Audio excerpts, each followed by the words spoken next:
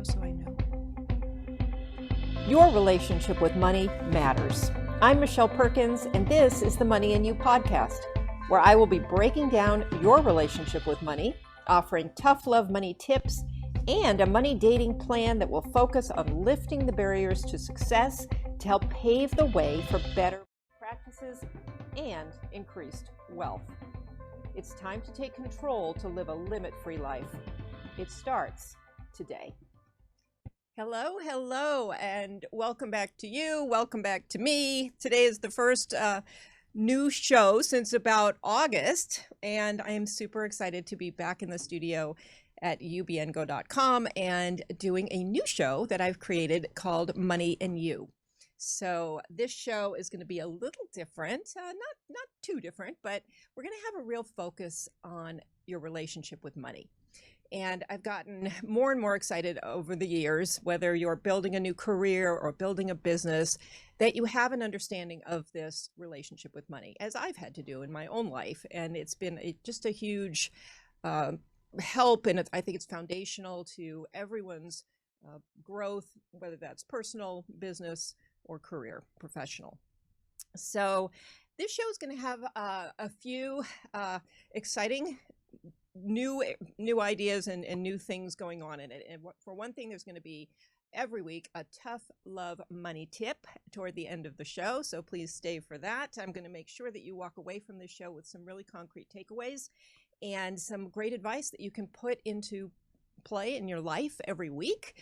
Some of them will feel right for your relationship with money. Some of them you might dismiss, or you want to just shelve it for the future. But these are going to be really great tips and advice for people as you both build your improved mindset around money, new beliefs, new thoughts, new feelings around money, and that relationship that you have with it. And I'll continue to explore this idea of a relationship with money because, yes, in fact, you do have a relationship with money. Some of you know that, some of you don't, and I'm going to try to help you see that because it just changes the game when it comes to money. There's so much out there right now, there's incredible amounts of practical advice around money. There's no shortage of that. We all have access to it. But why aren't we doing what we know we should do with our money? That comes down to emotions and psychology and belief systems and patterns of behavior and all kinds of things. And just like with any relationship, the more we get close to somebody or close to our money, the more we pay attention to it, the more we spend time with it, the more we feel positively toward it, we start engaging with it differently. And we start doing those things that we wanted to do all this time and haven't. So I really want to impress upon you the importance of treating and seeing your money as a relationship. And along with that, we're going to have some real practical actions that you can take too, because think of any relationship. Not only do you have to think of it in certain ways and act and feel in certain ways, but you have to do certain things. You have to go on dates. You can't just dream up something amazing about a relationship and do nothing with that. So, or not get to know the person, just like you can't not get to know your money. So this is going to be a really exciting journey, I think, this new podcast, Money and You. And so with that in mind, I'm kicking this one off with a partner in planning, my friend Lorenda Phillips, and she is a master certified coach who I'm going to introduce in just a minute, so not quite yet, but she and I have been working together this year on some wonderful planning workshops, and I'm crazy about her. I think she's got amazing coaching skills and just great wisdom. And so I'm going to bring her on in a minute, but I want to just first start with talking about planning in general, because planning, it's one of those things many of us think about, many of us don't actually do it. And Lorenda and I really were on a mission this year to get people to lay out a written plan for their goals and their dreams and their work that they wanted to do this year, whatever that is. This is for business owners, this is for professionals trying to transition their career. Whoever you are, whatever you're doing, a plan is important, a blueprint for how you should spend your time and what you should focus on, so you don't just go running around chasing squirrels like I can do. And so it's really a wonderful thing to have. I wanted to talk about, everybody's probably heard this, but there was a Harvard study done years ago, a few decades ago, that people still reference about how 3% of Harvard graduates in their MBA program who had their goals written down actually 10 years later had made more money than the other 97% of that particular class. And so that study is talked about a lot because it really speaks to the power behind an actual plan, and especially a written plan. And so I know we're in March heading into April, but planning is still important. Doesn't matter. This is such a crazy time anyway. We all have to be flexible. Plans are changing all the time. And I also want to mention another study that showed that 45% of Americans actually usually make goals. Another 17 infrequently set goals, and a whopping 38% never make goals, never set any goals. So that's probably coming from some belief systems around whether that's important or whether they'll be able to achieve it. I don't know. And only 8% of that small percentage that actually set goals ever achieve their goals. And so a part of that is just the excitement and thrill of setting a goal and looking out to the future and imagining yourself doing that. But the missing piece to actually achieving the goals is actually planning for that. So you can dream about, I'm going to have a huge savings account. I know in COVID, we all were talking about emergency funds. And so you can think about doing that. But until you have a plan for how you're going to do that, it's unlikely to happen. So I'm going to bring Lorenda on now with a brief intro. I had a few other things I wanted to tell you as well, but I'm going to hold off for now because I want to bring Lorenda on. So there are all kinds of things happening with taxes and the stimulus checks and other things like that too. I think I'm going to just summarize it by saying, talk to your tax accountant, because there are all kinds of deadlines are moving. There are things coming your way that may impact what you want to do with respect to putting your tax return actually off, maybe extending. So whether you've had unemployment this year, there are a lot of things that I would say, just go to your tax accountant, check in, because things are not normal right now in that regard.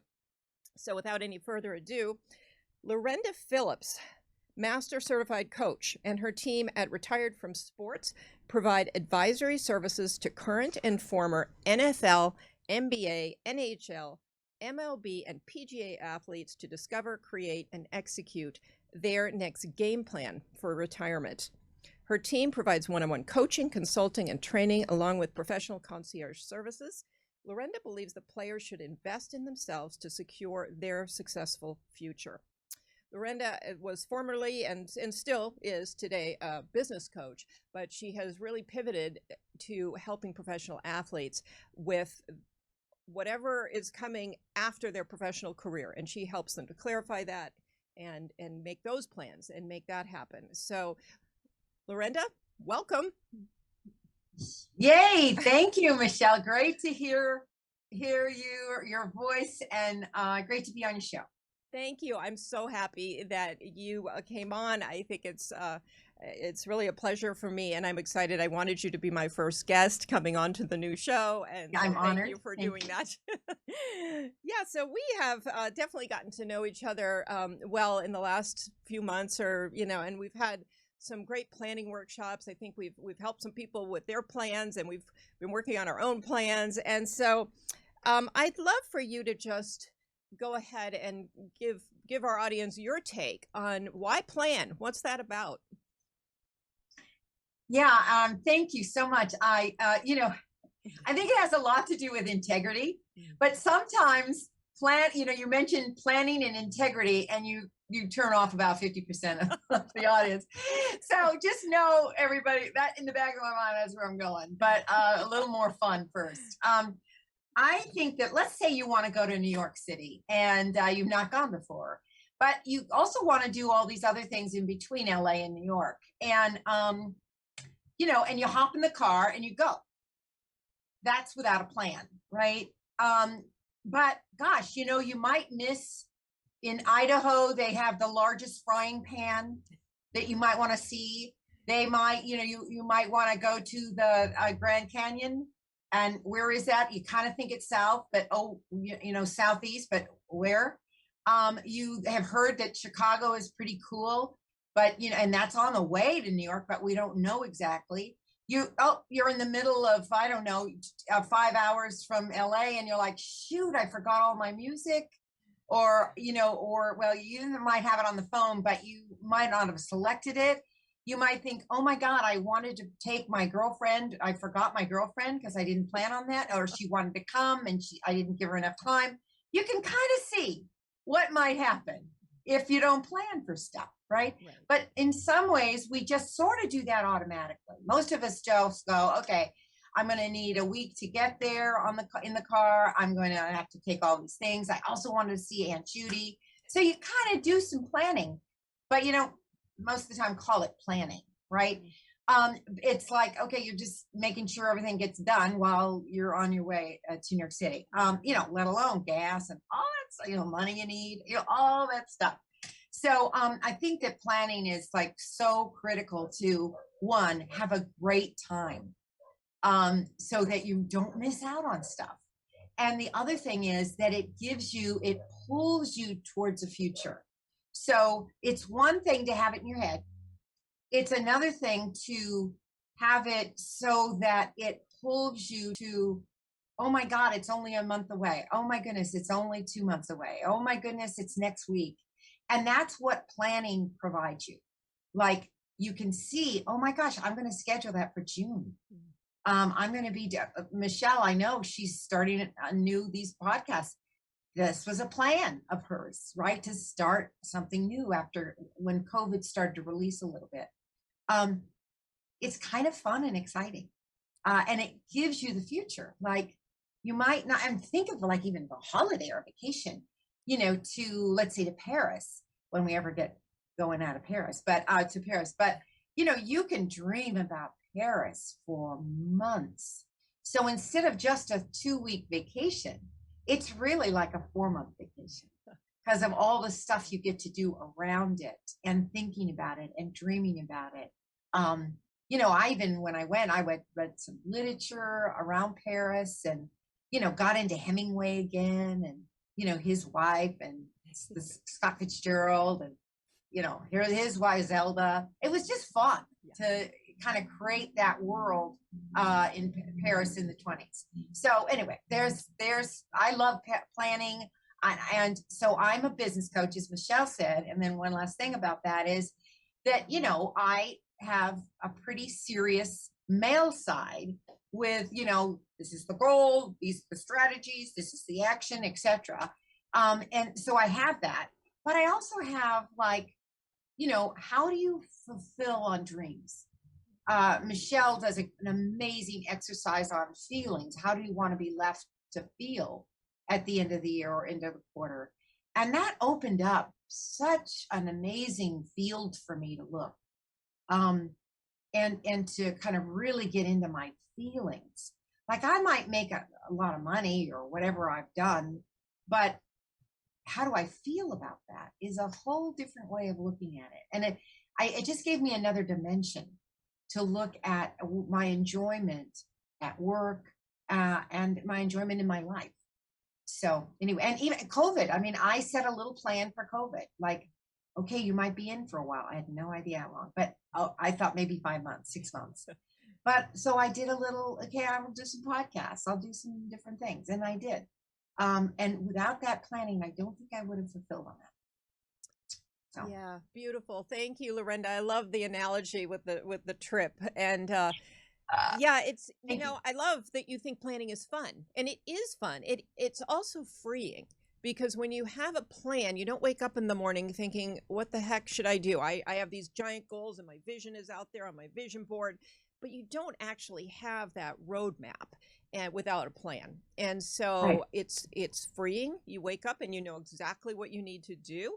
It's also strategic. So, when you're thinking about money, if you have something that you're trying to do, you can create the plan to monetize it if that's part of the goal. And without that, unfortunately, it can be a project that never actually results in income, which can be very frustrating, especially for business people. Might be that it doesn't result in an actual new position if you're a career changer. So so that plan is really instrumental in bringing the financial gain that you're looking for. And since we're talking about absolutely, Michelle, one of the things I ask myself to do and ask my clients to do when they've done their plan, while they're doing their plan, to actually in every single component, well, every single part of the goal, and what the strategy is and the actions, is to really be mindful of the costs.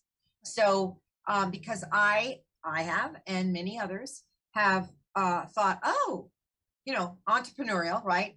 Idea. We have an idea. Right. And we think, oh, that's a great idea. And you kind of go forward. There's not a lot of plan. So if you just take a few moments and look to see, okay, what are the steps? What will I need to do? What resources will I need? And that's where the money comes in. What money will I need? What time will I need? Who do I need to know to move me into this? I don't know anything, for instance, like about podcasts, and I didn't last year before I started. I knew nothing about them.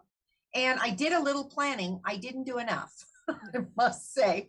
But if I hadn't done the plan, I would never have gotten to where I have. And then I just thought, oh, you don't have a plan for that.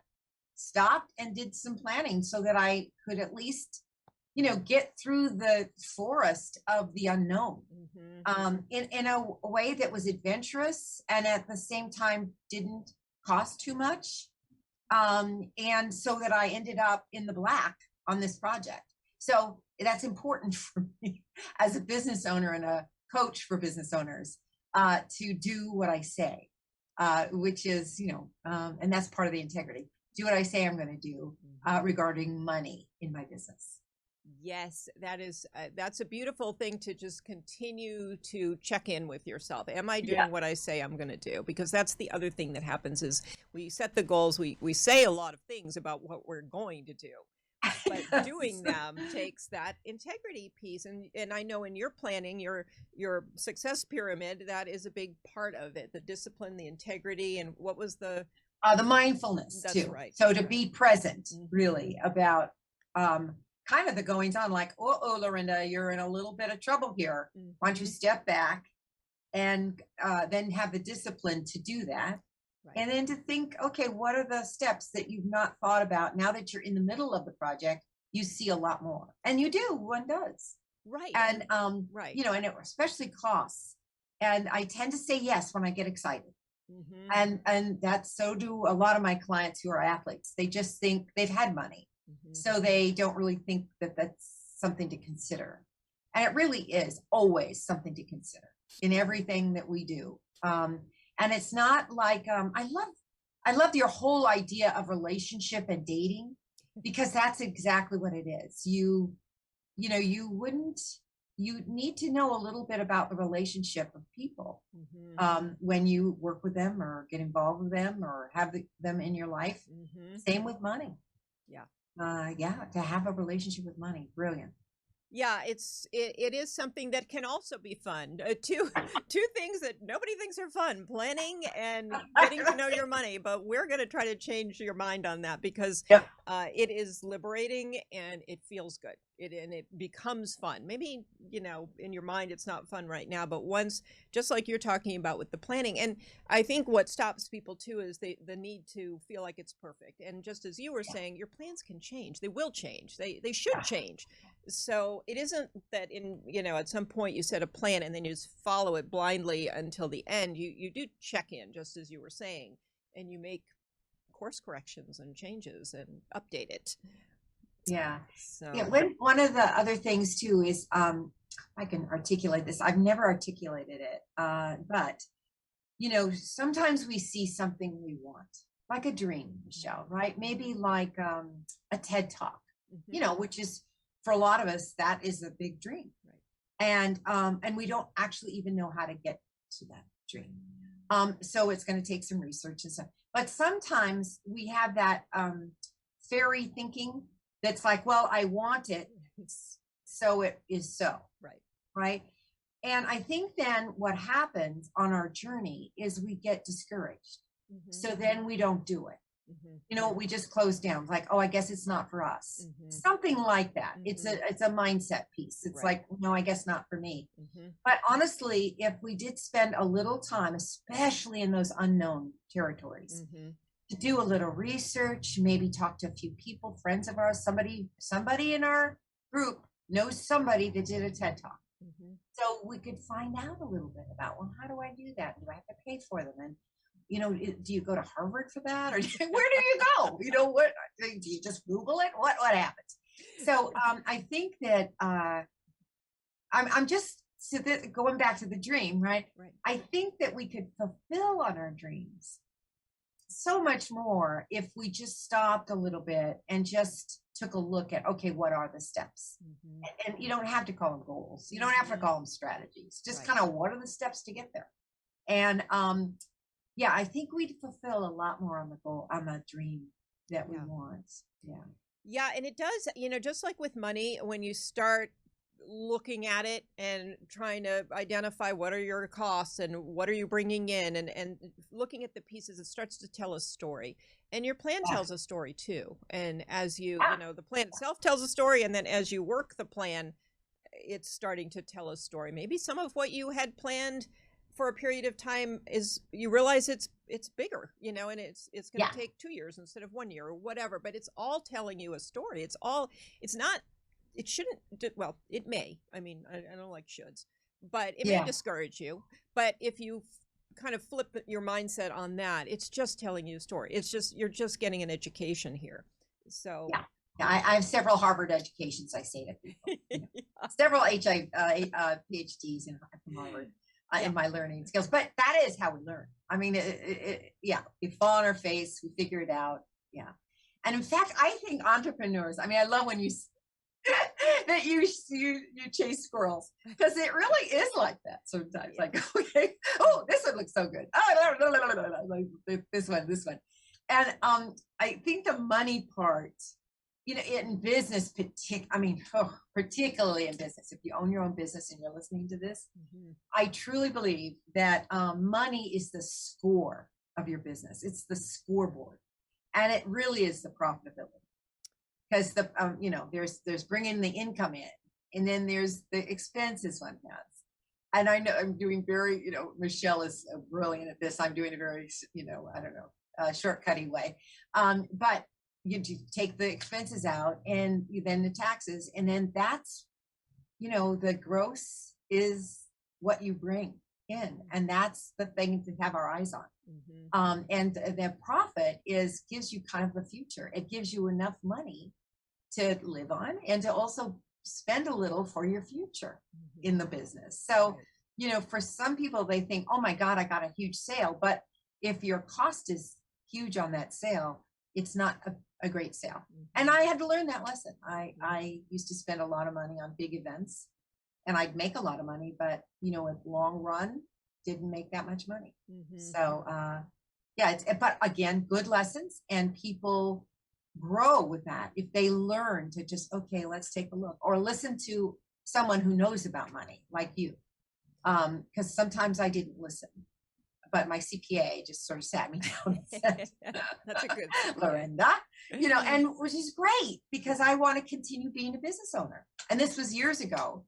And, I went from sales, making lots of sales, so top end, high end, right? You didn't have to worry about the gross sales, because the company paid for all that. So it was a tough lesson for me in the beginning of my business career, owning my own business. Right. Yeah, and that, I love that, because it speaks to that relationship. Because when I've never thought about this actually until you were describing it, and it just kind of, the light bulb went off. But just focusing on the sales or the revenue coming in is so, it's simple. So it's kind of a go-to. It's like, especially for people who don't particularly like involving themselves in the whole money picture. Money. So that's a great, because I see that with other professionals, doctors and dentists and people who are just focused on, what was the production, what was the collections. And there's this whole other scene going on behind with expenses and other things that are being overlooked, really. And sometimes it's the iceberg, right? The tip is the revenue, but the expense is all underwater. Right. And there is that idea, I think, especially for entrepreneurs at the beginning.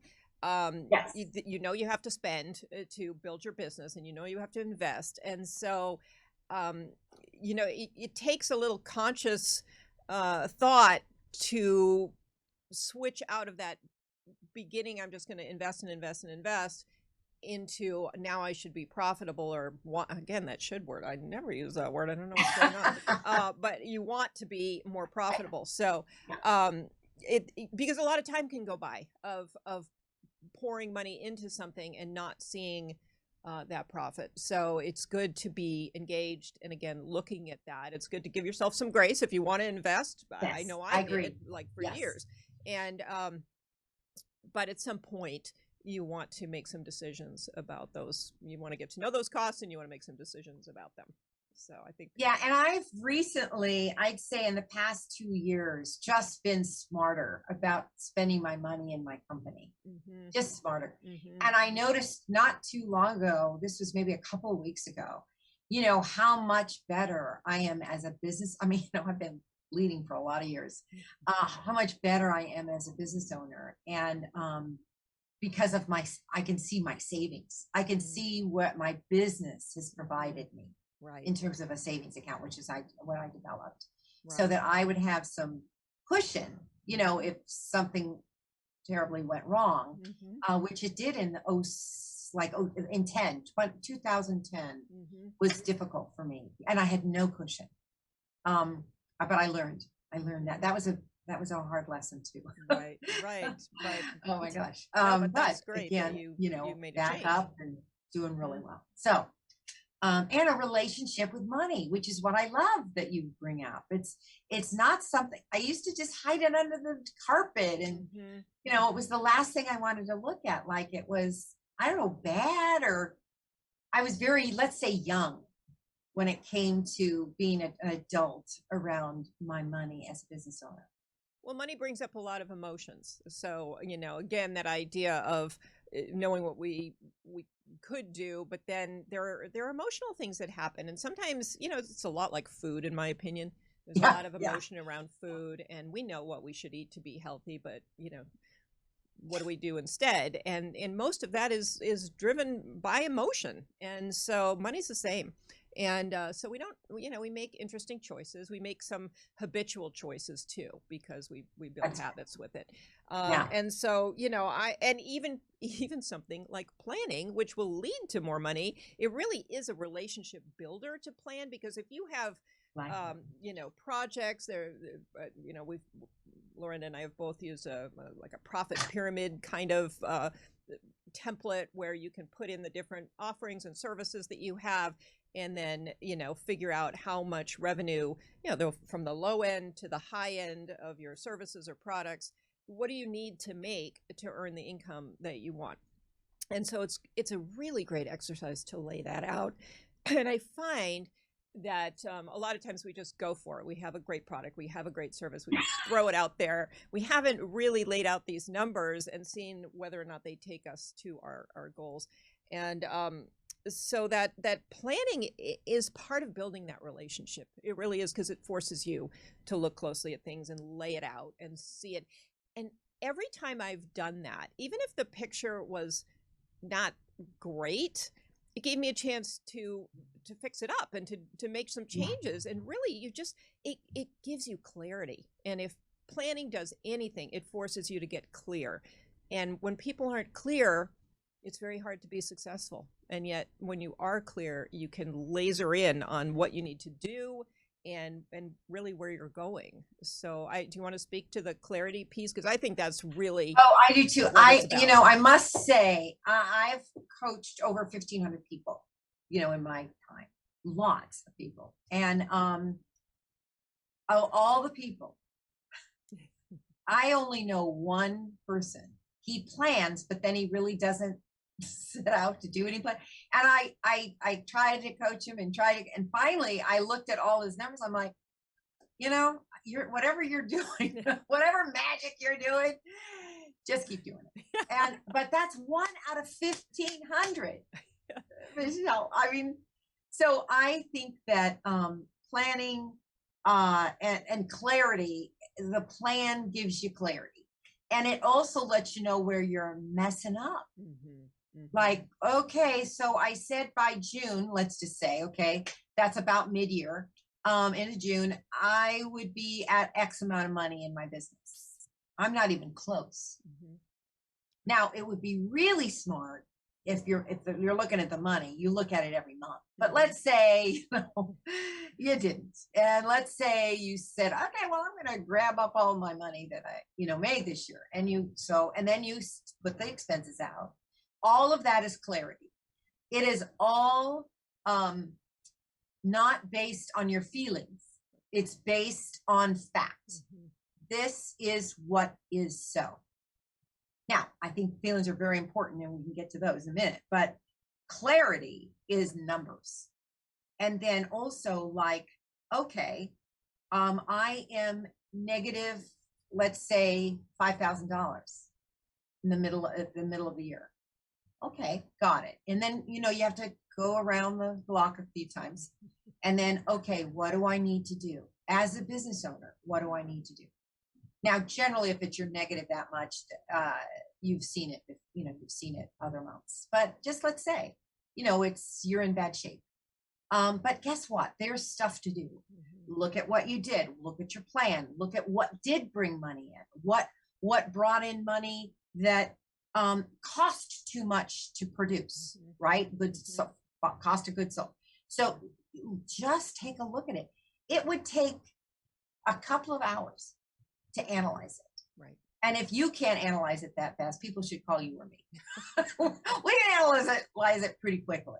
And then just look, okay, if you keep doing the same thing, you're going to get the same results. So stop that.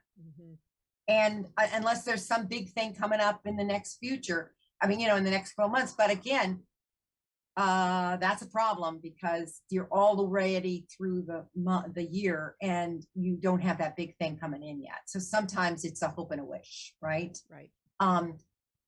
You just, again, the clarity is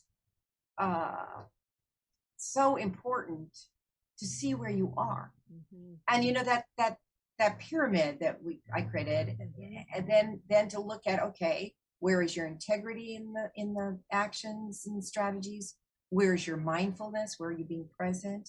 And where's your integrity? So did I say integrity? Integrity, discipline, and mindfulness. So you look at where is it that it went kapooey, really? Right. And then what I have done is I have talked to some friends who were master coaches at the time when I was having a hard time, and I just said, I got off the rails. I need some support. And I had a CPA, I had financial people to help me, and some smart people that were coaches to help me. And I got better. I got much better. And I took a lot of loans out. I was very, I don't know, master of the universe entrepreneur. I'm not sure what I was thinking, but I really, I reined in, paid off loans, started again. Right. And had certain disciplines in my business that I did not, there was red lines that I did not cross again. Right. And that, it turned out that I'm doing great. And the other people that I've coached, athletes, Michelle, they've made a lot of money quickly, young. Almost like look at a lottery winner. But they also, these guys are also very talented. So they are the best in the world at what they do, and they get paid for it, right? But they only last a couple of years, max. The Brady's of the world are like so rare. So most of them, in the NFL, it's like 1,500 guys play, right? 1,500. And most of them don't play the next year. So we just don't even see that, but we see the contracts that they get signed. Oh, by the way, there's no guarantee in the NFL about a contract. So, if you got $1 million in this contract and you hurt yourself the second game, you're on the bench. And as soon as, they're looking at caps, the team is looking at money. If they can't use you, you're gone. And that it's just business. It's way business. Right. They talk about getting you in. They talk about all the goody stuff and the heartfelt and all that. No, it's not. It's a business. It's ruthless. But again, but then they go out because they get that. This is what they get, right? The first year, they get the first time they play, and they get paid when they play. So NFL, let's just say, they start playing in the fall, and the first check they get is about first time is about $20,000 to $30,000, and in 2 weeks they get another one, and in 2 weeks they get another one. So it's like raining money, right? It's raining. They've maybe made $20 an hour in the past. It's like any college kid. So they are, and so the Lamborghini company comes into the locker rooms, and everybody comes in with all the kind of groovy things. And the girlfriends want Chanel. I mean, it's crazy. It is that way. And I just say, okay, just don't buy.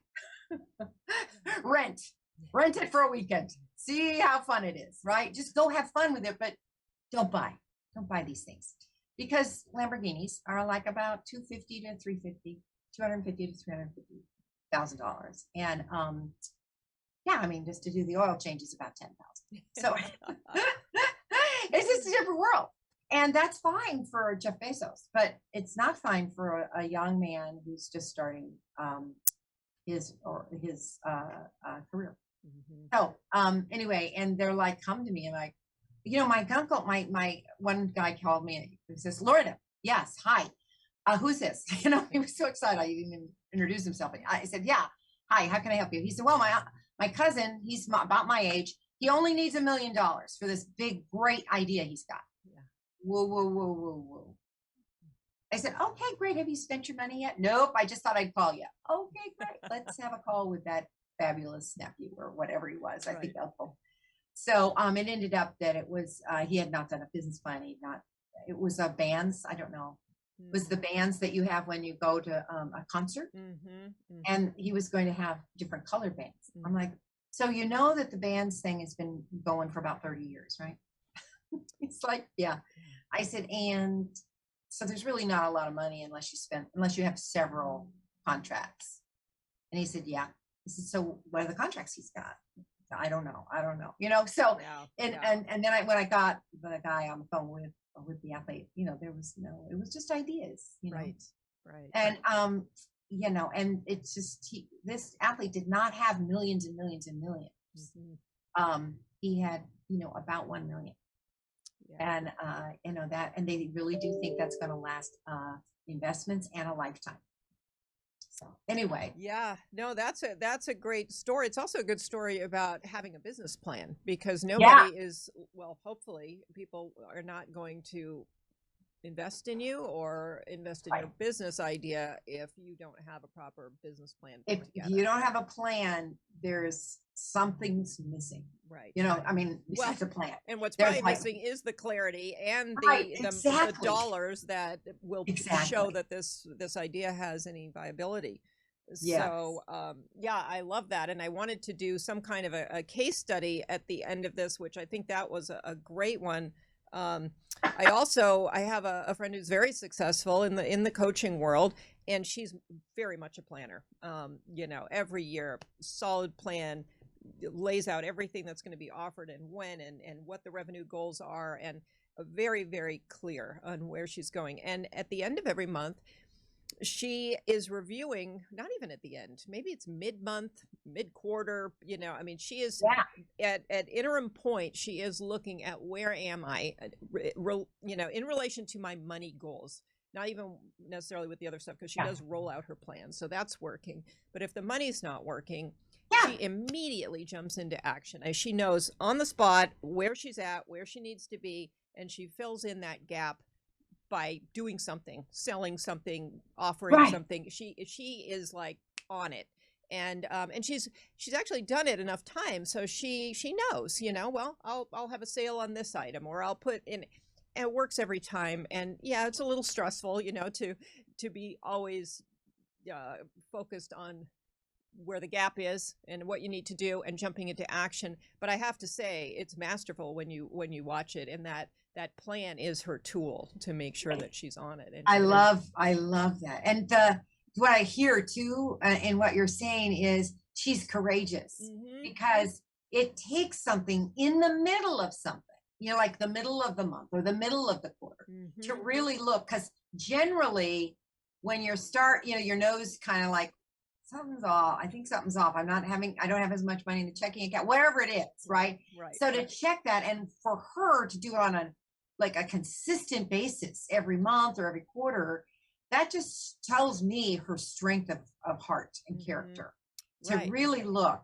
And actually, she's got your integrity, where she's doing what she says she's going to do. She's got your mindfulness, because she's actually an extremely spiritual, mindful entrepreneur, and she's got the discipline.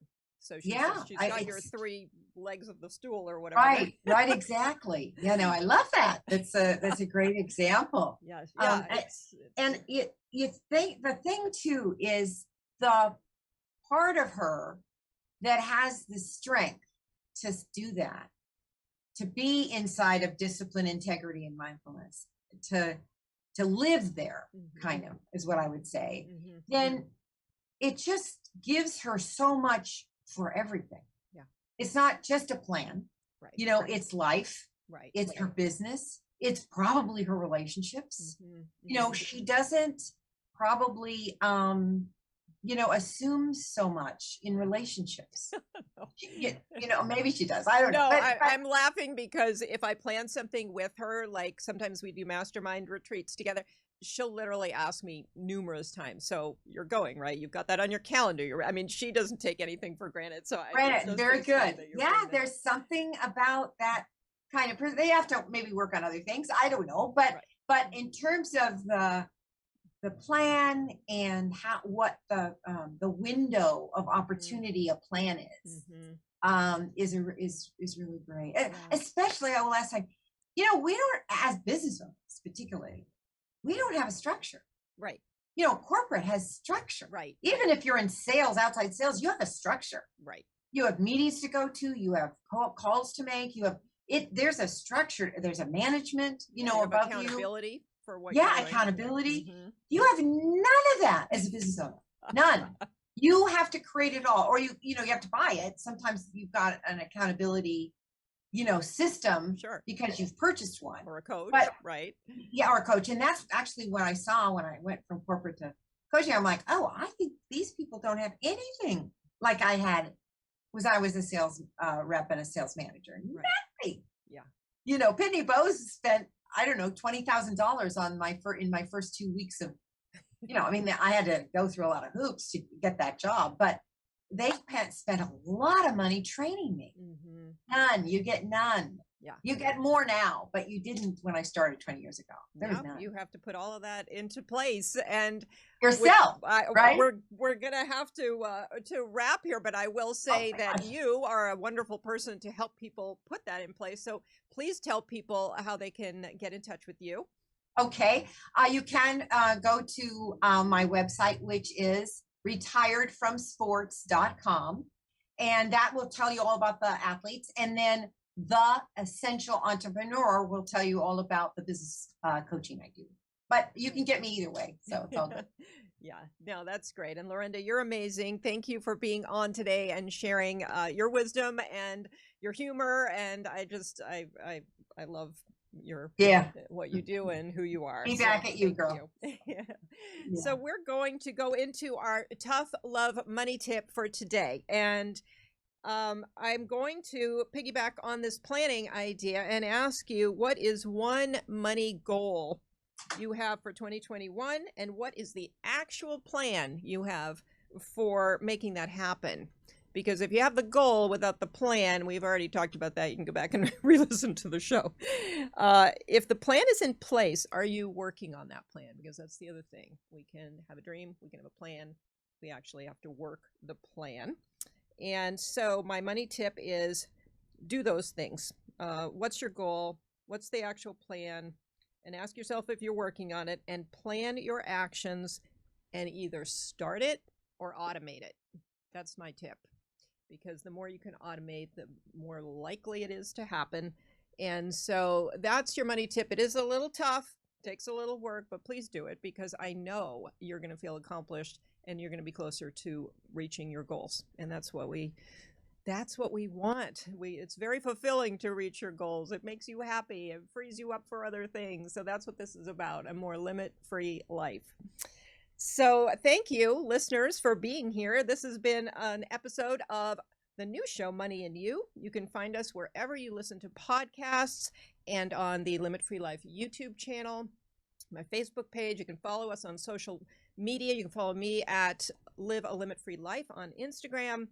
And please visit my website, limitfreelife.com. There are some free resources. You can connect with me. If you have questions, you can schedule to speak with me for a consultation or strategy call. You can email me, Michelle@limitfreelife.com. That's 2 L's. And until next time, this has been Money and You.